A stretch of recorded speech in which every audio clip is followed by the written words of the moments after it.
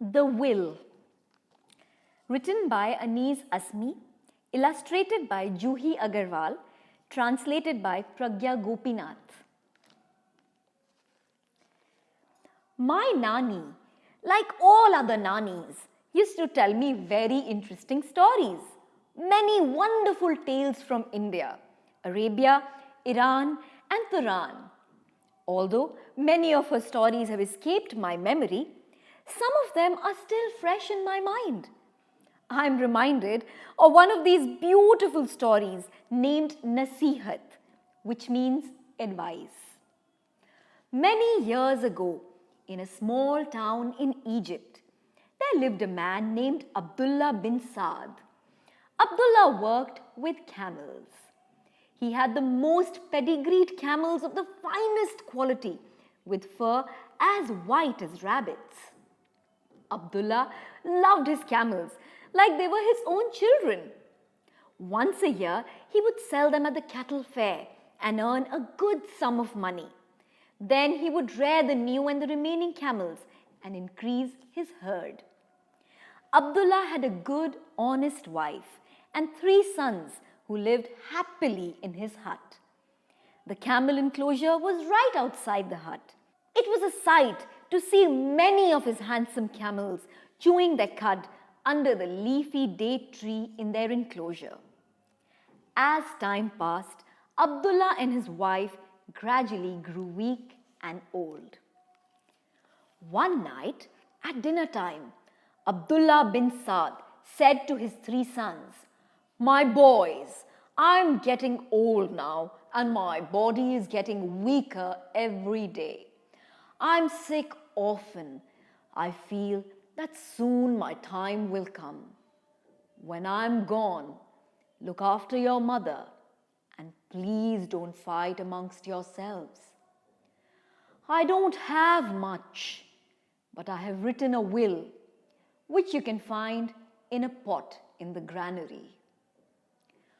One morning soon after, Abdullah was found lifeless in his bed by his wife and sons. The 3rd day after Abdullah's death, when his family could stop crying, they thought of his will. His sons searched every pot in the granary and finally found a paper wrapped in plastic. On opening the seal, they found that it was not a will, but a directive through which Abdullah bin Saad had addressed them. "My children, I ask that the 3 of you look after your mother. Tell her about your decisions. If you travel anywhere, inform her before leaving. Ahmad, you are the eldest, so you will have the most responsibility. You will have to take care of your younger brothers, Muhammad and Mukarram. Ahmad, as the eldest, you must be present for any wedding, death, or any other event in the house. Muhammad, since you are in the middle, you must respect your elder brother and indulge your younger one. You should also respect and love your mother. Mukarram, you are the youngest and the closest to your mother, so you must ensure that every need of your mother's is fulfilled either by you or your brothers. You must respect your brothers because after me, they will be your elders." The sons read the page from top to bottom and looked at each other, horrified that their father had left not a Vaseeyat or will, but a Nasihat or advice for them. Then Rukaiya, Abdullah's wife, said that she remembered that her husband had written on 2 sheets of paper that night, but they had read only 1. She told them to check if the 2nd page was stuck to the first one. When Ahmad rubbed the corner of the first paper, he found that there really was another paper stuck to the first one. The sons' faces lit up. Ahmad, the eldest, said, "Thank God, Abba has written his will on this one." Muhammad and Mukarram said, "Read it quickly, quickly." Ahmad began to read. "With Allah as my witness, I write that after my death, my house goes to my wife, Rukaiya Khatoon, and it is up to her to keep it, give it to our sons, or sell it. The decision rests with my wife. Apart from my house, I have no other property. However, after my death, my camels will be distributed between my wife and children. The healthiest and the most handsome camel will go to my wife. The remainder will be divided between my sons.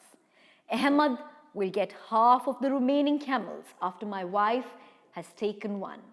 Muhammad will get 1/3 of the camels, and Mukarram will get 1/9. Abdullah bin Saad had 18 camels when he died. The best camel would go to Rukaiya Khatoon. The remaining 17 beasts were to be divided amongst the others.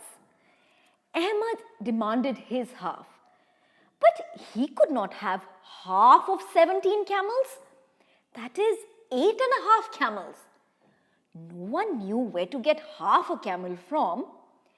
Similarly, when Muhammad asked for 1/3 and Mukarram for 1/9, it proved impossible to divide the camels. The three brothers began quarreling. Each wanted his entire share of the animals. None of them was willing to back down. Their mother exclaimed that their father was hardly buried and they were already enemies with each other. Mukarram, the youngest, saw that their fighting made his mother sad. He thought of his father's words in his Nasiyat. Ammi, you are wise. Why don't you tell us what should we do?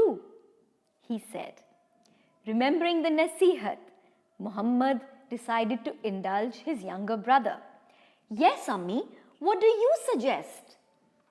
Ahmad realized too that his father would want him to respect his mother's wish first. Tell us, Ammi, what is your wish? He asked. The mother thought for some time. Then she said, let me add my camel to your camels. So, how many camels do we have now? 18, said the boys. Ammi said, absolutely correct. Ahmad, you are the eldest, and according to the will, you are given half the camels. You have 9 of them. Muhammad, according to the will, you get 1/3 of the camels. So, you have 1/3 of 18, that is 6. And Mukarram, according to your father's will, you are given 1/9 of the camels. 1/9 of 18 is 2 camels. Ahmad said that the matter was now settled. Ahmad said, yes, Ammi, I get 9. Muhammad gets 6. Mukarram gets 2. My God! Together these come to 17 camels. So your camel will stay with you. Ammi smiled. She said, your father was a just and honest man. Pedigreed, pedigreed, pedigreed. Bellowed, bellowed, bellowed. Braid, braid, braid. Snorted, snorted, snorted. Burp, burp, burp.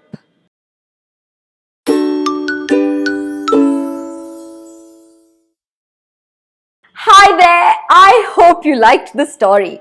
If you did, don't forget to subscribe to our channel so that you never ever miss a story. And don't forget to share it with your friends. Go ahead and share the magic. Happy storytelling!